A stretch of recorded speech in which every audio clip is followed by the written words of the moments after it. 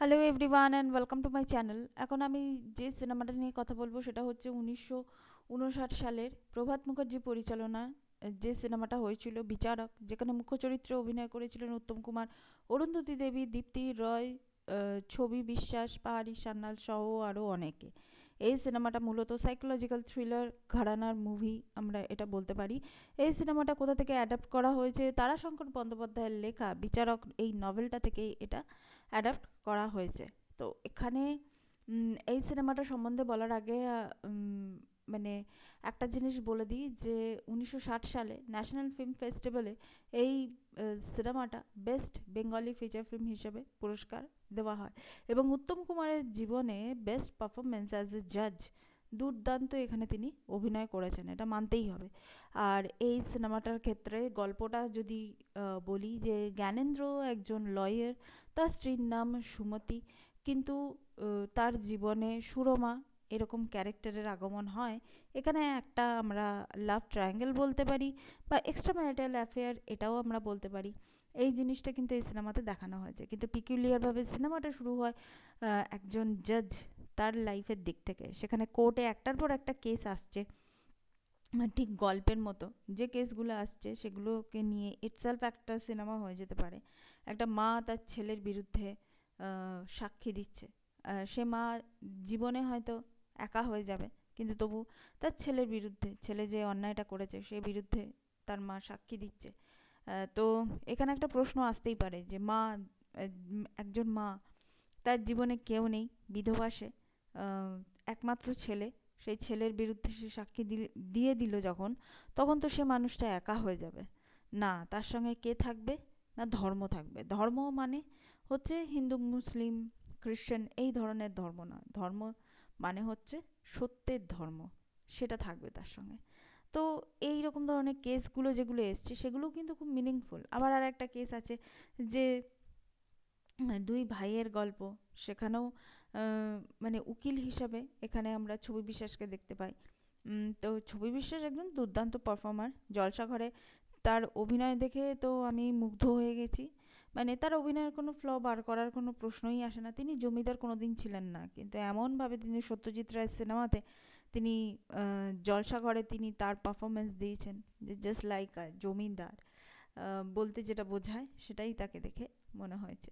তো এনিওয়ে এখানে আরও যারা যারা অভিনয় করেছেন, অরুন্ধতী দেবীর দু ধরনের অভিনয় আমরা এখানে দেখতে পাই।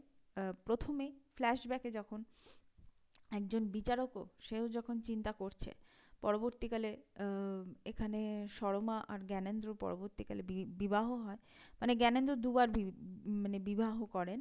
তো যখন তারা ফ্ল্যাশব্যাকে, যখন তারা ফিরে যায় অতীতে, তখন তাদের আচার আচরণ, তাদের যে যে ধরনের তাদের মধ্যে যে ধরনের ব্যবহার আমরা দেখতে পাই, সেটা কিন্তু বর্তমানের সময় থেকে একদম আলাদা। বর্তমানে তারা তো ভীষণ মাত্রায়, জ্ঞানেন্দ্র এবং শর্মা ভীষণ তারা ম্যাচিওর, কিন্তু অতীতে তারা যেরকম ছিলেন, বিশেষ করে শর্মা যে, আর ওনার সেই বিখ্যাত গান যখন প্রথম ধরেছে কুড়ি আমার মল্লিকা বনে, ওটা দেখতে দেখতে মানে উত্তম কুমারের যে ক্যারেক্টার, সেই ক্যারেক্টার দেখতে দেখতে সাইকেল নিয়ে পড়ে যাওয়া। তো এই এই সিনগুলো মানে আইকনিক সিন, এগুলো নিয়ে কোনো মানে প্রশ্ন নেই। এছাড়া এখানে দীপ্তি রয় যে ধরনের পারফরমেন্স দিয়েছেন একজন সন্দেহবাতিক স্ত্রী হিসাবে, এবং নিজের ইনসিকিউরিটিকে প্রকাশ করার যে ধরনের ভঙ্গিমা তিনি দেখিয়েছেন, মানে সুমতির ক্যারেক্টারে মধ্যে দিয়ে, সেটা কিন্তু খুব ভালো লাগে, এবং চরিত্রটাকে দেখে আমাদের খুব দুঃখ হয়, খুব ইনসিকিওর চরিত্রটা, মানে দেখে যেটা মনে হয়। অথচ উল্টো দিকে জ্ঞানেন্দ্র এবং শর্মা, এদের এদের কনফিডেন্সের সামনে যেন সুমতি যেন প্রত্যেকটা দিন প্রত্যেকটা মুহূর্তে যেন সে হেরে যাচ্ছে, এরকমই ধরনের জিনিস আমরা এখানে দেখতে পাই। কিন্তু তাহলে সিনেমাটার নাম বিচারক হলো কেন? এই বিচারক মানে হচ্ছে যে জাজ। আজকে উত্তম কুমারের চরিত্রটা এখানে আমরা শুরুতেই দেখতে পাচ্ছি, তিনি জাজ। যে জাজ সেই কি সব কিছু বিচার করে? সেই কি একজনের পাপ পুণ্যের বিচার সে কি সবসময় করে? না, করতে পারে না, সবসময় হয়তো সঠিক হয় না, কিন্তু ওপরে একজন বসে আছেন, তিনি হচ্ছেন আসল বিচারক। তিনি কিভাবে বিচারটা করেন? সবসময় কি ওরকম ফিজিক্যালি লোককে দেখিয়ে ওরকমভাবে কি শাস্তি দেওয়া যায়? না, সেই জিনিসটা হয় নিজের ভেতরের অন্তর্দ্বন্দ্ব। আজকে এই যে জ্ঞানেন্দ্র আর শর্মা অতীতে ফিরে গিয়ে তারা যে নিজেদের ভুলটা যে বুঝতে পেরেছেন এবং নিজেদেরকে যে নিজেরা মানে দোষী সাব্যস্ত করছেন অন্য কোনো একজনের মৃত্যুর জন্য। কার মৃত্যু সেটা আমি বলবো না, সেটা দেখতে গেলে আপনাদের সিনেমাটা দেখতে হবে। সিনেমাটা ইউটিউবে অ্যাভেলেবেল আছে, ফ্রিতেই আছে, দেখতে পাবেন। তো তো সেইটার জন্য এই যে অন্তর্দহন যে ব্যাপারটা, এই অন্তর্দহনটা যখনই আমাদের মধ্যে থেকে হয়, আমরা হয়তো জেলে যাচ্ছি না, আমাদের হয়তো ফাঁসি হচ্ছে না, আমরা অ্যাজ সাচ লোক দেখানি কোনো হয়তো শাস্তি পাচ্ছি না, কিন্তু আমাদের ভেতর ভেতরে যে অন্তর্দহনটা হয় না, সেই অন্তর্দহন কিন্তু আমাদের আমৃত্যু, সেই অন্তর্দহন আমাদের ভেতরে থেকে যায় এবং থেকে যায়। মানে এর থেকে বড় শাস্তি আর বোধহয় কিছু হতে পারে না। তো এটাই ছিল বিচারকের ওভারঅল, মানে আমার সিনেমাটাকে দেখে, আমার যতটুকু, আমি সিনেমাটাকে দেখে যতটুকু বুঝলাম, এই সিনেমাটা এই জিনিসটাই দেখানোর চেষ্টা করা হয়েছে। এবং এই সিনেমাটা এত ভালোভাবে মেকিং হয়েছে না, এখনকার দিনের আচ্ছা আচ্ছা ভালো ভালো সিনেমা, আমি ভারতবর্ষের সিনেমাকে নিয়েই কথা বলছি, মানে নট অনলি যে শুধুমাত্র বাংলা ইন্ডাস্ট্রিকে নিয়ে কথা বলছি না, অন্যান্য সমস্ত ইন্ডাস্ট্রি, বলিউড ইনক্লুডিং বলিউডকে নিয়েও আমি কথা বলছি। এই ধরনের মেকিং যে ভাবে বিচারক সিনেমাটাকে বানানো হয়েছে, এই ধরনের মেকিং কিন্তু চট করে দেখা যায় না এগুলো। হ্যাঁ, এখনকার দিনে মালায়ালাম ইন্ডাস্ট্রিতে দেখা যায়, কিন্তু সেটা তাও অনেক পরে, বিচারক কিন্তু অনেক আগেকার সিনেমা। তো সেই হিসাবে আজকে দেখুন না, আজকে 1959 বিচারক হয়ে গেছে, তখন মালায়ালাম ইন্ডাস্ট্রি কোথায়, তখন মানে তার সেই ইন্ডাস্ট্রি বোধহয় জন্মগ্রহণও করেনি।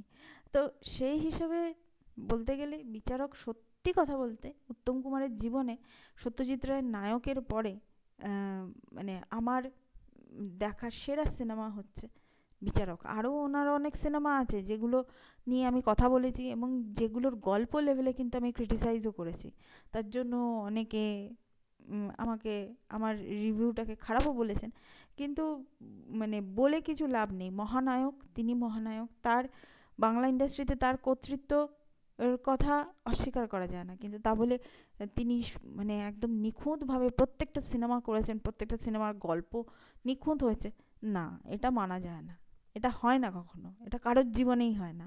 তো মহানায়কের জীবনেও নেই, কিন্তু তিনি মহানায়ক। তার মানেটা কি, তিনি একটা খারাপ স্ক্রিপ্টকেও, একটা খুব খারাপ স্ক্রিপ্টকেও তিনি তার অভিনয়ের জোরে, তাকে দেখতে লোকে হলে যেত, সেই জন্যই তো তিনি মহানায়ক।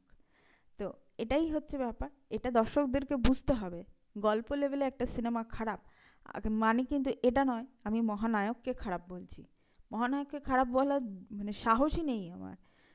তো মানে আমি তার অভিনয় নিয়ে, অভিনয় শৈলী নিয়ে আমি খারাপ বলবো কেন, বরঞ্চ তিনি তার কেরিয়ারে এত সুন্দর সুন্দর তিনি এক্সপেরিমেন্টাল কাজ করেছেন, যেটা মানে কি বলবো, মানে ওরকম এক্সপেরিমেন্টাল কাজ এখনকার দিনে অনেকে করতে গেলে তাদের মানে সেই ধরনের গুর্দা থাকা যায়, তাদের সেই ধরনের সাহস থাকা যায়। তিনি মানে কত রকমের কাজ করেছেন, সপ্তপদী থেকে শুরু করে বিচারক, নায়ক থেকে শুরু করে অগ্নিশ্বর বলে একটা সিনেমা করেছিলেন।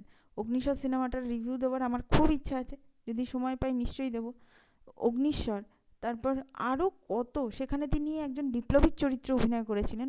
বলা হয় নাকি যে রাসবিহারী বসুর চরিত্রের আদলেই নাকি অগ্নিশ্বর সিনেমাটা নাকি করা হয়েছিল। তো এই এত সিনেমা, তারপর ওনার সব শেষ সিনেমা অগবধূ সুন্দরী থেকে শুরু করে, মানে ওটাতে আদ্যপান্ত তিনি একজন, মানে ওটা হচ্ছে রোম্যান্টিক কমেডি ঘরানার ওই সিনেমাটা, কত রকমের উনি সিনেমা করেছেন, এটা সাইকোলজিক্যাল থ্রিলার। তো উনি নমস্য ব্যক্তি, কিন্তু আমি আমার বলার বক্তব্য হচ্ছে দর্শককে বুঝতে হবে, আমরা যখন গল্প লেভেলে যখন ক্রিটিসাইজ করি তখন কিন্তু আমরা গল্পটা বা চিত্রনাট্যটাকেই আমরা ক্রিটিসাইজ করি। তো ওভারঅল বিচারক সিনেমাটা আপনারা চাইলে দেখতে পারেন, আমি হাইলি রেকমেন্ড করছি বিচারক সিনেমাটা আপনারা দেখুন, এটা ভালো লাগবে আপনাদের। Thank you so much, that's all, please keep watching and please subscribe my channel, till then good by.